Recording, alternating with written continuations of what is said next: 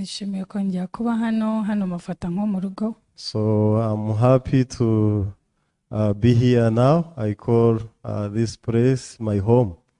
Nubwo maze imyaka igera muri 5 i Buganda ariko ntago nisanga mu itorero ryaho cyane nkuko nisanga mu ryahangaha. So I spent like 5 years in the church of Uganda, but I am more free when I am in this church. Ushize pastor ko yaradusuye atubwira ko ari we papa wacu mu buzima bw'umwuka, abandi bose b'Uganda ari ba uncle. Pastor Ko visited us in Uganda and he said he's the spiritual father, others are the uncle in the spirit. Byaranshimishije kumva kuko tumufite ku mutima ariko n'abadufite ku mutima. So it was so touching because it was the same mind we live with. So muri uyu mwaka ibintu byinshi byabayemo. So in this year we faced a lot. Ndetse mwaka wose igira ibibazo byawo, mwaka wose uzana n'ibibazo byawo. And every year comes with its problems. Ikintu cya mbere Imana yangishije muri uyu mwaka no gukunda ibibazo.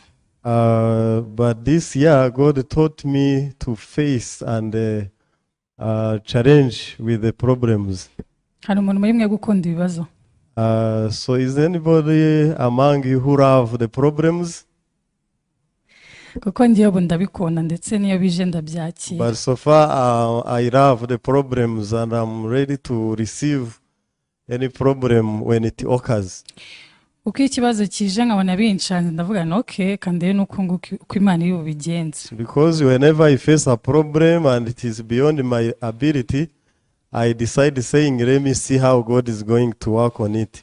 Namenye ko ntagize ibibazo ntabona ubuhamya bwo kubwira abandi, ntabona n'imirimo y'Imana. I came to realize that if I do not face problems, of course I can't also get the testimonies.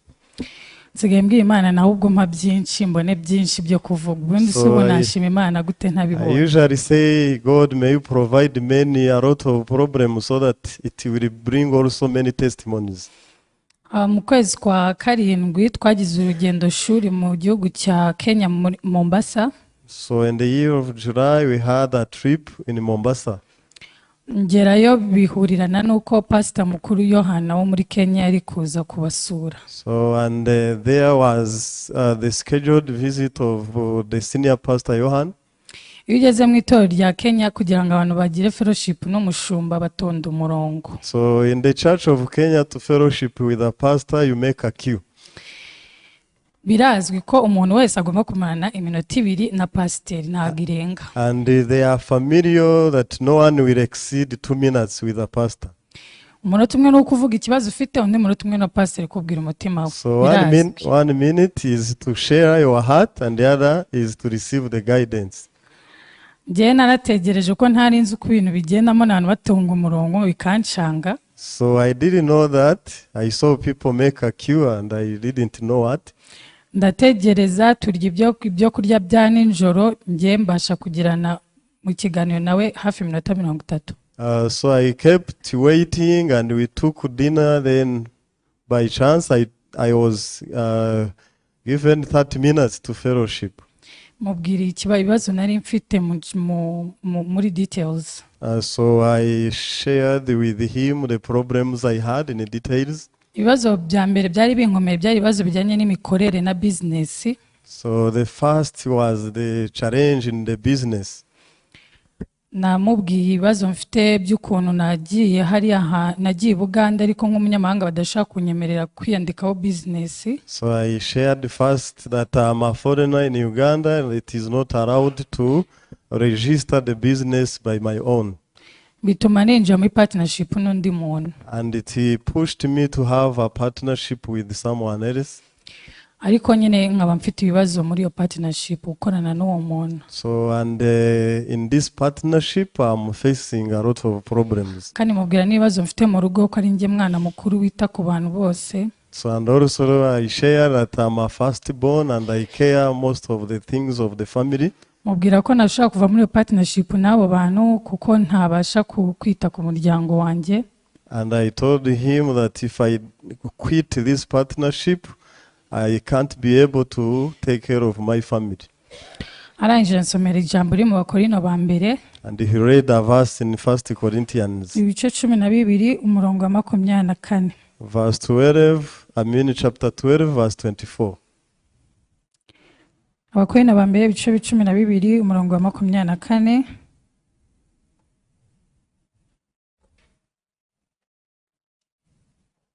Ubonye umwanya wasoma wenda uhereye ku murongo wa 22 ariko yansomeye umurongo wa 24 gusa. So he read the verse 24, but if you have a time you start from verse 22.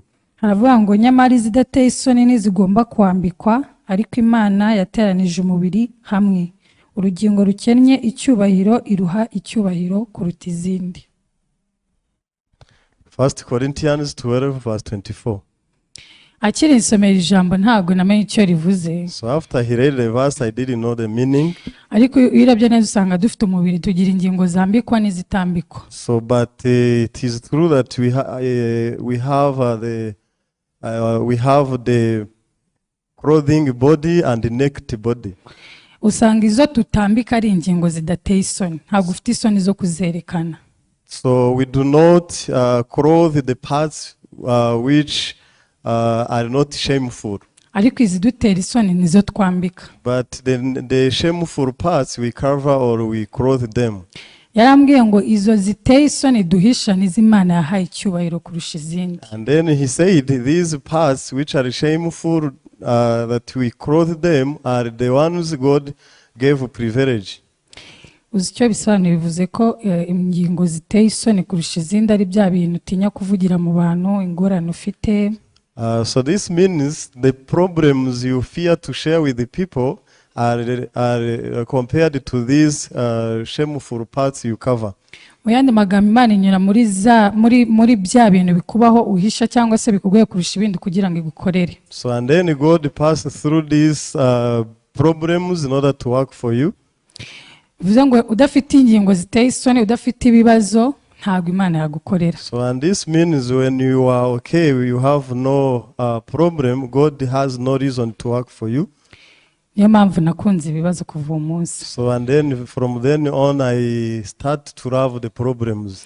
Umunsi w'ejo twaje mu mahugurwa ya GNS, njye ntabwo nsanzwe mba muri iyo groupe, naje mu buryo butunguranye. So I also joined the training of GNS. It was my first time. Nagombaga kuba ndi mu nzira ndi gutaha ariko bituma bikansoringa nisanga hano. It was the day to go back, but I found myself here. Icyumweru gishize nibwo nafashe umwanzuro wo kurangiza iyo partnership niyo company nakoranaga nayo. So last week I decided to stop and cancel the partnership with the company I have been working with. Ndavuga ni ikiba kibe nyine ubwo niba nkena nzakena ariko binago nabishobora. So I took a risk whether I become poor or not, but I was tired to partner with some people. Ejo pastor yatwigishije afata kabuye agashyira imbere ye. So pastor taught us and he came with an example of a small stone. Avuga ngo ikibazo ngo tuba dushaka dushyiraho vision none tugashaka kumenya ukuntu turi buyigereho. So and then he was telling us that we set a vision and we start thinking how we shall achieve. Ngo utabona ukuntu uri buyigereho utinya gutera intambwe ngo utangire. So when you are not understanding how you will achieve the vision, you are also afraid of making a step. Arambwira ati aratubwira ngo hoya, ashyira akabuye imbere ngo ahubwo ngo ibona ngo intambwe igera hano hafi ngo niyo utera. And then he put a stone on his front and he said, when you see the step, I mean you make a first step. Ngo noneho ugeze kuri iyo ntambwe nibwo umenya indi kurikira. So and then you know the other step after making the first. Mu by'ukuri yabivuze mfite agahinda kenshi umutima wanjye ntazi ikintu nkwiye gukora ku mikorere yanjye. So while he was speaking this, I was sorrowful in my heart, without knowing what I'm going to do in my life. Kuko tumaze kwa izo partnership nicaranye na musaza wanjye na mama wanjye dufata umwanzuro wo gutangira company yacu bundi bushyashya tugatangira kuri zero. So because I sat with my mom and my brother and we decided to cancel the partnership and we make a new company and then we start from zero. Ntabwo nari kubona neza ukuntu tuzabigeraho ngo twongere tugere ku rwego nk'urwo twari turiho. I was not very clear how we shall make a step and reach to the level we had. Ako pastor ateye intambwe ntoya imuri imbere nabonye yuko ari cyo kintu nakoze nubwo ntazi iyo ndi kujya. So, but the step pastor made, showing an example, it showed me the step I made, even if I didn't know where I'm heading to. Pastor yaravuze ngo iyo ugeze kuri iyo ntambwe ntoya ubona ikindi kigiye gukurikiraho. So, and then the pastor said, after making the first step, immediately you see the other step. Ndavuga nibwo nateye intambwe ntoya ngiye kubona ikindi kigiye gukurikiraho. So, and I told myself that I have made a first step and I will see the next. Yatwigishije uburyo nabwo dufite imbibi mu mirebere yacu no mu mitekerereze yacu haba muri business no mu buzima busanzwe. He also taught us that we have our own perspective in our businesses and in our daily lives. Mbona yuko maze igihe kinini narafatiwe muri uwo mutego wo kwibwira ngo ubuse ndabigenza gute, ubuse nzabona abakiriya nkabona nsanzwe mfite nta partnership nta mfite. Mbona nyine ko nari mfite izo mpungenge ko nafatiwe mu ruzitiro rw'imyumvire yanjye. So, and it was similar to my situation because I was captured by this thought, how shall I get the customers, how? So, and then his example was similar to my own case. Arangije atubwira ngo tujye twigira ku bantu bose n'ibintu byose niyo byaba biciriritse cyangwa ubona biri hasi yacu, burya hari ikintu kimwe cyangwa bibiri ushobora kubyigiraho. And he also taught us to learn from anything and from anyone, even if it is small or cheap, but is there to teach you some lesson. Yatwigishije guhindura imyumvire yacu ko iyo uhinduye imyumvire yawe umunsi wawe urahinduka, icyumweru cyawe kigahinduka, ukwezi kwawe kugahinduka, umwaka ugahinduka, ubuzima bwawe bugahinduka. So he also taught us to change our mind. If the mind changes, the day changes, the week, the year, and the entire life of yours changes. Nabashije kubona ko ikibazo ari imyumvire yanjye n'imitekerereze yanjye. So I came to realize that the bigger problem is my thought. Nabihuje nanone n'ukuntu pastor yakunda kuvuga ngo I'm the best pastor. So I also related the teachings with his sayings. He used to say that he's the best pastor. Yatangiye kugira iyo mvugo kera cyane nkiri mutoya. And he started to speak this when I was still young. Akayavuga ngo ni best pastor, ngo ya best, ngo brothers and sisters, ngo best choir, tukayifata nyine mu buryo bworoshye. So he just said, I'm the best pastor, you are the best brethren, and this is the best choir. And we took it simple. We kuko yabyizeye uyu munsi ntago twese turabizi ko ari best pastor. So because he believed, we all know that he is nowadays a best pastor. Ariko nyine twe tutabyizeye turacyari aho nyine. But we who didn't believe, we are still same. Nanjye nakiriye umutima navuga ni I'm going to be the best photographer in East Africa, kandi ndabyakira ndi bukomeze kubyatura, nzakomeza mbyatire mu kazi kanjye mu gihe nteri ntawe. And I believe that I'm the best photographer in East Africa, and I will be for sure. Ejo nakiriye umugisha, murakoze cyane. Yesterday I received the blessing.